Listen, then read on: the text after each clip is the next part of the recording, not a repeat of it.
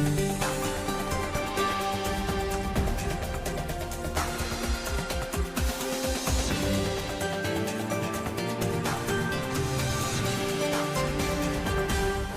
today's World Insight, China on the expressway to rapid recovery in 2023 after a policy of open arrivals kicked in Sunday.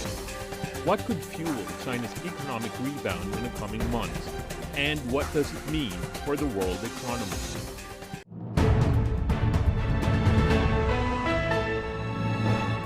Here is our host, Tian Wei. Hello and welcome to World Insight with me, Tian Wei, bringing you to our special program looking ahead 2023, rapid recovery from Beijing.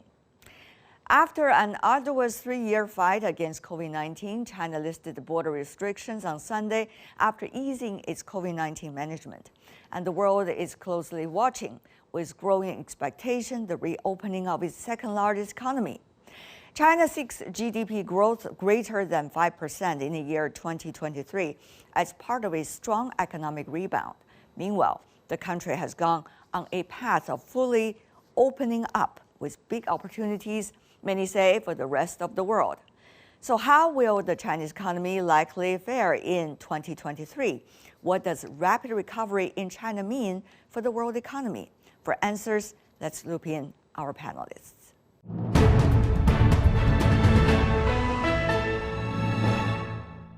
For more on the Chinese economy, we are joined by Jim Rogers, chairman at the Rogers Holding in Singapore. Good to see you. In Hong Kong, Xiaogeng, director of the Institute of Policy and Practice with Shenzhen Finance Institute, the Chinese University of Hong Kong. In Shenzhen, in Beijing, Liu Zhiqin, senior researcher at the Chongyang Institute of Financial Studies. Welcome to the program. Jim, good to see you. Thank you. You earlier asked about when China will open up once again to the rest of the world. It seems that it's happening. Now, what's to follow? What's your expectation and observations? Well, it seems to be happening from what I read. You're there, you would know better than me. But if it's happening, it's going to be a great boost to the world economy because China has a huge population and a lot of money to spend. And it's going to cause a boost, maybe temporary, but a boost to the world economy as China comes back on stream. And it will help China's economy, of course. Now, of course, what does opening up to the rest of the world mean? It's always a sophisticated question, Jim. So when you are talking about China opening up again, what does that mean? It means more demand for copper, for rice, for petrol, for the airlines, for hotels, for everything. I mean, whatever you do, go home tonight and see where you spend your money. That's where other people are spending their money. And all of those things are going to have an increase in demand. Supply demands are going to be bigger as a result of this, and also the Chinese consumer powerful, certainly.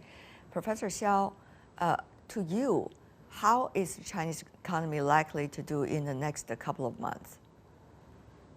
Well, I think this is a turning point because of several years of tightening and pandemic. So now we're going to see a rebound of the economy into the normal situation, and particularly in the service sector, which was hit very hard, and also in the housing sector, because that's a serious problem in terms of balance sheet shrinking. And I think monetary policy has already relaxing, so we are expecting a very strong recovery in a few months' time. Mr. Liu, what are some of the areas that you think would create momentum for future growth, the Chinese economy, which would have an impact on the global economy? I should say that in many sections that China will play a great role to support the economic recovery in the world. I still remember that when President Biden came back to the White House, he said to the world that America is bad. Now I should say China is bad because China has opened its market to the whole world, and all the industrial sections has all the, again, that restarted to be coordinated and to be merged with the global market. So especially in the real economy and the manufacturing and high technology. And the tourists also especially that will be inserted in the global communities. For China, there has to be efforts being devoted in tremendous terms, Professor Xiao, to protection and prevention of COVID-19. And now when the policy is being adjusted, there is a wave of Omicron in China, and that has not stopped yet at this moment. So one is going to the prevention, control, and the medical resources. The other, of course, is working on the economy. How do you see these two tasks likely to be juggled by the Chinese side? The young people and most of the working age people, they are already basically able to deal with it. So the major problem is the old people. You mean they're already back to work, like what we are doing right now? Right. So I think in terms of the economy, we can expect back to normal very soon. But in terms of a group of people, like old age people and people with some problems, they are struggling, and I think that's a short-term burden, and it's going to affect certain service sector. But in the medium run, it's not really a big challenge. Jim, from observing from afar, where you are, Singapore, you also see the country like Singapore, South Korea, New Zealand, for example, opened up the borders later than most of the quote-unquote the Western countries. People have different time and calendar in terms of the amount of challenges they have to deal with and the types of it. How do you read the current stage China is working on, and how is that likely to work with China's urgency to boost its economy? Well, Kenway, we can already see in Singapore an opening and an increased demand for travel, tourism, restaurants, hotels, airlines. It's already happening in a big way, and it's mainly because of China now. The rest of the world sees what's happening, and they say, we better hurry too. And so many people who want to travel know they have to travel now. So those parts of the world economy fed by China are doing extremely well, but in China too. I mean, people are going out again, restaurants, etc. But another sector, unfortunately, is medical care. Medical care, healthcare in China is having a big boost right now because of the pandemic. So some parts of the Chinese economy, and therefore the world economy, are going to be very strong for a while. One of the complexities that we are facing today, Mr. Liu, is quote-unquote the legacy of recent years, geopolitics, ever-fragmented world. So with this as the backdrop, everybody is struggling, but to China, some say it could be particularly so. So, Mr. Liu, your thoughts on this? I think for China, we really have a very different challenges, different from the other countries. When we are talking about the economic recovery, first of all, we have to see whether the market recovery is come back. The market recovery come back should see that the business activities really come back. All these factors were combined together to build up a system that whether our economy can well develop. If the business activity recovered, and I think the market recovery will come back, and then the economic recovery also will come back logically. So this is not easy that when we're talking about the economic recovery, we have to rebuild up our supply chain. You know, what happened to China in the past 2 years? We lost a lot of share of market in the global community because some Western countries took over this time period that to fill the gap that China absent from this time. So all this need China to push more pressure and the momentum to stimulate, to upgrade our economic development. Otherwise, we will take a long time to get so-called economic recovery because the recovery should be contributed to the world economy. So this is very important. What about some of the very important questions that China raised for itself in the earlier years when it comes to the potential and sustainability of economic growth? For example, a supply side structural reform. For example, how to work on the global supply chains where things are getting ever more complicated. For example, how to build the confidence of Chinese consumers and those who are working and doing business with China. These are fundamental questions that need to be addressed. One would say, of course, there are priorities at the time, but how to see these very sustainable questions vis-a-vis priorities and urgencies? Professor Xiao. Well, I think the key is really to realize that China's exports may not so strong because of geopolitical problems, but our internal domestic economy has tremendous potential. The private sector was hit very, very hard, and a lot of regulatory restrictions needs to be gone, in the next few months, and also the local government, their incentives should be strengthened. So I think in terms of investment and the consumption, more emphasis needs to focus on liberalization because the Chinese economy has tremendous potential. But the last 3 years has been very difficult because of pandemic and the geopolitics. And now I think it's time to focus on the so-called internal circulation. Some of the debt problem actually is not so serious in China compared to other countries. So China should have much more space for monetary, physical, and the regulatory relaxation. And that, I think, is the reason I think we should be optimistic because the government has already started the process, but I think still has a lot of space to continue.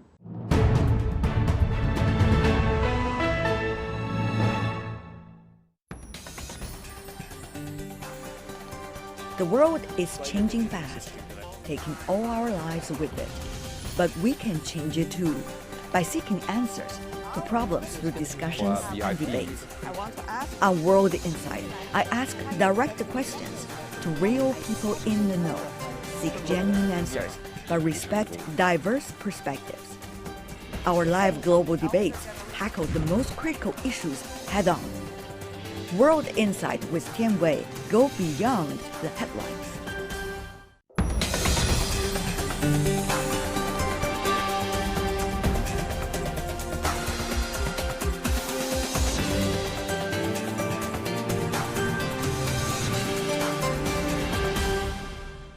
Healthy internal circulation, sustainable internal and external circulation, if we use these Chinese terms, probably is the way to go. Mr. Liu, on that, how do you see these internal circulation under the current circumstances could be healthy and could pave the way for future economic growth in a healthy way once again? At this moment, China should play a greater role or give more efforts to stimulate the internal circulation. This internal circulation depends on the business activities and the transportation and the delivery of goods, especially the regional context and the connections should be connected without any problems. As in the past 3 years, we have met so many obstacles in the internal circulation. I think the last year, many foreign companies in Shanghai, in Guangdong, and in Beijing, that they complained that the lockdown of this transportation make their business in a very difficult time. Nowadays, I think that everything is trying to get improved. The internal circulation is getting more smoothly and very stable. Mr. Rogers, listening to your colleagues earlier, your thoughts, reflections?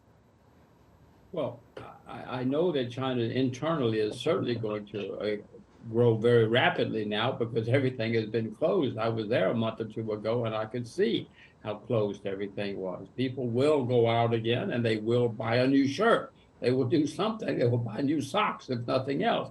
So internally, things are going to get better, but also externally, I mean, as China opens up, there will be more travel. As I said before, in Singapore, we already see an increase in the demand for people to travel to Singapore, but that means everywhere. The Chinese are now wanting and going to travel everywhere, and they will trade everywhere. And I hope that China will continue to open up. I've told you many times that the one shortcoming I have with China is they need to continue to open up. They've done a brilliant job in the last 40 years. Let's go further. Let's open everything. Let's open your markets totally. Now, on the future growth, there are several points that all of you mentioned. For example, about technology, for example, about green development. They used to be thought as the future engines for economic growth. Now, where are we now, Professor Xiao? Well, I think now China is in a quite good situation in the sense that we recognize our weakness because actually the U.S. sanctions. So a lot of investment is already going to those the weak part of the supply chain. So in terms of opening up now, it's really a very good time. In 1992, China really started to open up FDI, foreign direct investment. Now we are opening up the so-called portfolio investment. So a lot of money actually are coming into China from overseas. So I think China is quite seriously trying to follow a lot of experiences in other countries, focusing on technology, focusing on infrastructure, and focusing on the quality of life, including the green development. And all this is pushing China towards a normal, middle-income country. I think that's a good sign. Now, Mr. Liu, your thoughts? Same question. I think that China is at the middle way of the development at this stage, because I think China has already announced that China has a full supply chain. It's the best supply chain in the world. But now they found that something's changed because some Western countries try to decouple from China. And also, I should say, 2023 is the most difficult year for China. If China can overcome all difficult challenges this year, I think next year, the 2 years that China will be better. Why? Because in the first year, Western countries tried to decouple. The second year, for the Western countries, they try to rebuild their coupling. And the third, all this coupling, new coupling, they will be working in the net. So this is a very serious challenge for China. That's why nowadays we find that many Chinese companies, they lost some orders from Western.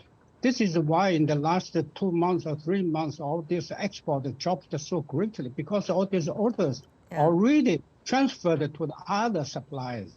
So this is a very serious challenge for China. We should be aware the real situation and put forward a real policy to support all this economy.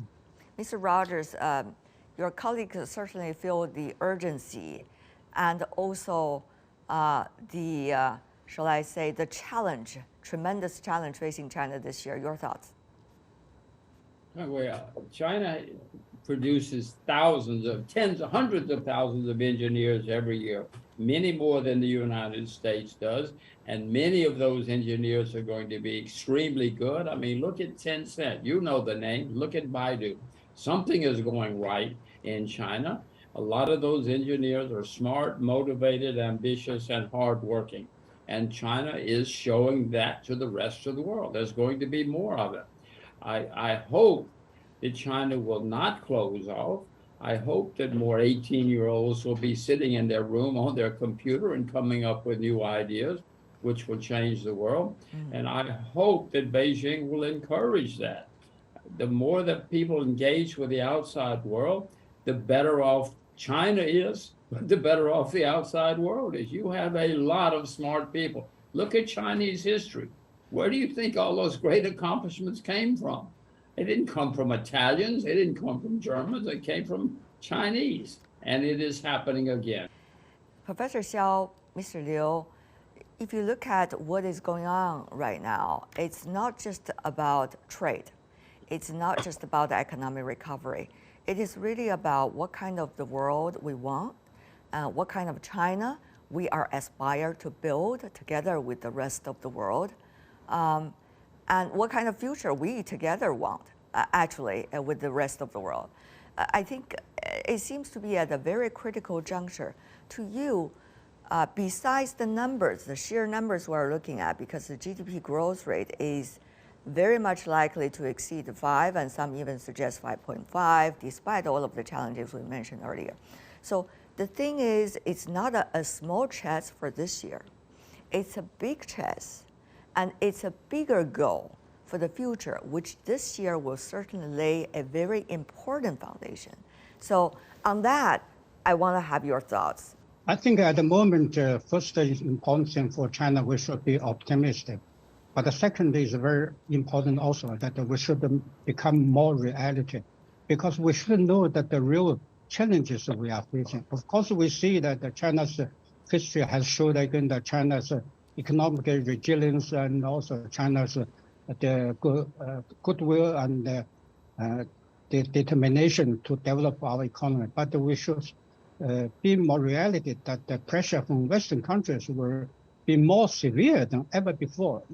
They could not lift their pressure on China, for instance, decoupling and protectionism and other ways that against China in all fields. That for China is really, we have to be aware that the real situation. We should not be so naive. We should be more reality. We should be reunited again together closely, that to fight all these different forces try to trying to sustain China from its own developed road. So in this way, that China can further develop according to its design, according to its plan. Well, I think China is at a turning point in the sense that we are now pretty strong in terms of manufacturing. But what the challenge for the future is really the lifestyle and the business environment. And here, I think Hong Kong is a very good example for the future of China. I think China, of course, needs to prepare for national security, geopolitics, those. But the major challenge is really to make the Chinese people happy, and also to let the companies to have opportunity to take a risk. China is too conservative, in my view, in terms of exploring lifestyle and business venture. And I think there's tremendous potential for China to contribute to its own country, but also to the world in terms of lifestyle and also business, technology innovation, business venture. Here, I think everybody is looking at Chinese leaders, for more opening. Mr. Rogers. Well, I would agree 100%. It's lifestyle, but that technology leads lifestyle. China is becoming a world leader in technology. You know this as well as I do, and I hope that will continue. You can outperform America, you can outperform Japan, because you have enough people, enough smart people, ambitious people. But to do that, you have to let everybody have their head and let them go to the bar and the disco and dance if they want to, because that leads to new and different ideas. Let them travel. That leads to new thoughts. If they travel to a new country and they see new things, they act, and it leads to new ideas. And China can continue to grow, continue to succeed, and continue to lead the world. Right. But you have the brains, you will have the technology, do not cut it off. We have seen the world developing over the past decades and beyond. Usually, one part of the world economy getting better at the expense of the other parts. And that has been going on for some time. Now, how do we now work for a potential in which we are to develop not at the expense of the others, but rather with others, bringing everybody on board? Now, I know that has been talked about by rhetorics for decades and hundreds of years, but those remain in rhetorics. How to make it a reality?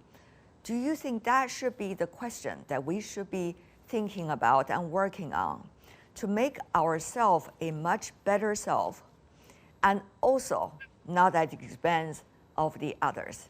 The goal of economic development, is it for competition, or is it for a better future for most of us? I think that's a philosophical question from a humble me. Mr. Rogers. Well, again, all you have to do is open up. Look at what's happened in China in the past 40 years. It's an entirely different world because you expose yourself to the outside world and you learn and you adapted. And look at what's happened. That will continue. Yeah. If China continues to open up, you know, a few hundred years ago, the emperor closed China off and you went into decline. Now, Deng Xiaoping started opening up. Look out the window. Look out the window. That China did not exist 40 years ago, yeah. And it will continue. But please, yes, some countries in the West are starting to close off. China should not retaliate. China should continue to open up, because in the long run, that's how you become more prosperous and successful. Short notes from Mr. Liu and Professor Xiao. Mr. Liu. I think for China, we have really a serious challenge in the time to come. And as we know, that China is facing a lot of problems because the huge population is a big challenge. And also now China is still under modernized. It's not a modernized society. We need a lot of efforts to do more things. And the third is very important, how to keep balance between rich and poor people. This is also a big challenge for China, different from other countries. Okay. And the fourth is very important, that how to make a balance of the pandemic control and economic development. I'm sure that this year, pandemic is still another big issue for China. Yeah. So how to keep calm, how to keep coordinated with each other. Professor Xiao, briefly, please. Yeah, I think that the key is to focus on people, people's lifestyle, people's happiness. You know, that I think is a shared objective for every country. Xiao Geng, Liu Zhiqian, last but certainly not least, Jim Rogers. Thank you so much, gentlemen, for being with us. All the best.